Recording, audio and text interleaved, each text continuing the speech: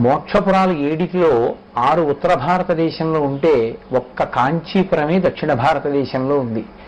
ఆ కాంచీపురంలో కామాక్షి పరదేవతా స్వరూపం లోకంలో ఉన్న వారందరికీ కూడా కొంగు బంగారమై ఆవిడ పేరే కామాక్షి అయిన కారణం చేత తన కన్నుల చేతనే అందరి కోరికలు తీర్చగలిగినటువంటి కల్పవల్లిగా భాషించింది.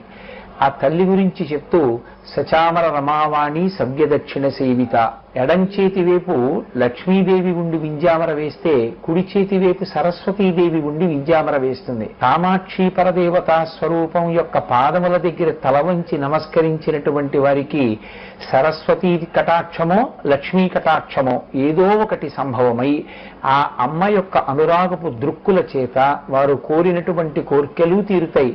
ఆమెయే కామకోటి. కామకోటి అంటే కామము అంటే కోర్కె, కోటి అంటే హద్దు.